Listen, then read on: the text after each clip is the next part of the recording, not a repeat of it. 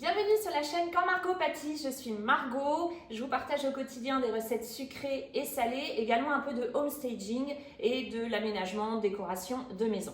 Aujourd'hui, on se dirige dans la cuisine avec une recette de granola que j'ai améliorée. Je vous en avais déjà partagé un précédemment, mais vraiment celui-là, c'est pour moi la recette parfaite. J'espère qu'elle va vous plaire. Je vous laisse découvrir donc tous les ingrédients, les étapes dans cette nouvelle vidéo. On se retrouve en fin de vidéo et vous verrez qu'il y a aussi une petite rubrique spéciale sur la cuisson. Alors l'élément principal de la recette, ce sont les flocons d'avoine, il m'en faut 150 g. Ensuite, j'ajoute des noix de pécan, donc je les ai légèrement cassées, 60 g de noix de pécan. Si vous n'aimez pas les noix de pécan, vous pouvez les remplacer par des amandes, par des noisettes. Et d'ailleurs, donc aujourd'hui, j'ajoute des noisettes. 60 g également. Je vais y ajouter ensuite des graines. Donc les graines, à l'intérieur j'ai des graines de sésame, de tournesol, de pavot, de courge. J'en mets donc une bonne cuillère à soupe. Ça c'est pareil, vous pouvez en mettre plus si vous aimez beaucoup. En fait le granola il est un peu à adapter en fonction des goûts de chacun. Alors la noix de coco, ça va être vraiment un léger goût parce que j'en mets pas beaucoup, j'en mets une cuillère à soupe, mais je trouve que c'est parfait avec les quantités de flocons d'avoine. Ensuite, il me faut également de l'huile végétale. Vous pouvez utiliser de l'huile de tournesol. Bon, là, moi, j'utilise de l'huile d'olive. Ça fonctionne aussi très bien. Et il en faut donc une cuillère à soupe.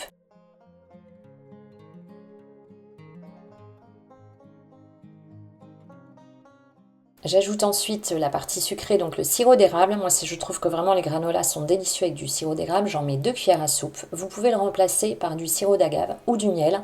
Mais attention, le miel, ça aura un goût plus prononcé. Si vous aimez, vous pouvez bien évidemment. Et ensuite, il me suffit tout simplement de tout mélanger. Donc, il faut vraiment bien faire imprégner les flocons d'avoine par le reste des ingrédients. Je dépose ensuite le granola sur une plaque de cuisson recouverte de papier sulfurisé et j'aplatis bien. Il faut vraiment que ce soit uniforme au niveau de la plaque.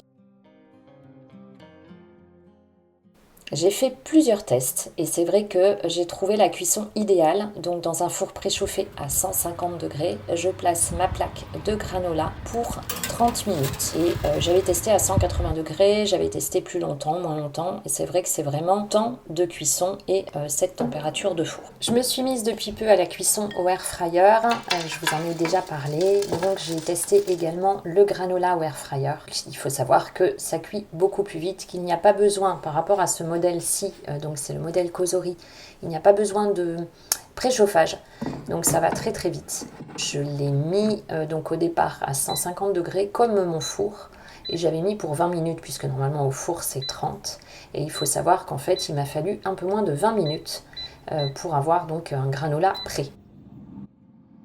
Je reprends maintenant ma plaque de granola au four qui a eu le temps de refroidir. Et ensuite, je vais pouvoir y ajouter, alors soit des cranberries, moi j'aime beaucoup, mais les enfants à la maison n'aiment pas, soit des pépites ou des chunks de chocolat. Donc là, c'est ce que je vais faire, je vais y mettre des chunks de chocolat au lait.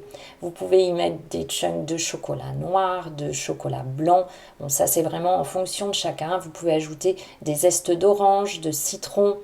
Vous pouvez y mettre de la cannelle aussi quand on prépare le granola, donc en début, avant de le passer en cuisson. Vous pouvez aussi y ajouter de la poudre de vanille ou de la vanille liquide quand vous faites la préparation au départ. Enfin voilà, il y a vraiment plein de variantes et vous pouvez vraiment adapter en fonction de vos goûts et vos envies. Donc après 13 minutes exactement, 14, voilà, le granola est prêt. Il est limite un peu trop cuit à mon goût. Donc voilà, ça vous montre vraiment la capacité et qu'on peut vraiment faire beaucoup de choses avec le air fryer. Je vous mets d'ailleurs les informations sur le air fryer en barre d'infos avec tout le reste des informations, les ingrédients, etc. Je le verse dans une assiette pour le laisser refroidir et ensuite je le mettrai dans mon bocal en verre comme d'habitude. Et même chose, je peux y ajouter les chunks de chocolat ou tout ce qui me fait plaisir. Évidemment, comme le granola au four, je peux ensuite y ajouter des pépites de chocolat, des cranberries, enfin tout ce que j'aime. Je verse ensuite le granola dans un bocal, donc moi je de préférence en verre, j'utilise que du verre. Et il se conserve au départ, je pensais 15 jours maximum. Alors à la maison il part très vite, mais vous pouvez le garder plus longtemps. Je l'ai gardé jusqu'à 1 mois sans aucun souci. Après il a été mangé, donc je ne suis pas allée au-delà. Et notre plaisir à la maison, c'est de le déguster dans des yaourts maison également, donc yaourt nature, hein, c'est vraiment très très bon. On fait ça au petit déjeuner ou même au goûter ou au dessert et on adore ça, je vous invite vraiment à tester. Je compte sur vous pour un maximum de likes, bien évidemment. Si vous n'êtes pas abonné à la chaîne, il suffit de cliquer sur ma petite photo et ainsi vous allez pouvoir m'encourager et faire perdurer la chaîne. Eh bien, il suffit de cliquer. Vous pouvez également activer la cloche. Donc la petite cloche, ça vous permet d'être averti dès que je publie une nouvelle recette ou une nouvelle vidéo. Je vous souhaite une très très belle journée et on se retrouve la semaine prochaine, comme d'habitude, pour une nouvelle vidéo. Prenez bien soin de vous.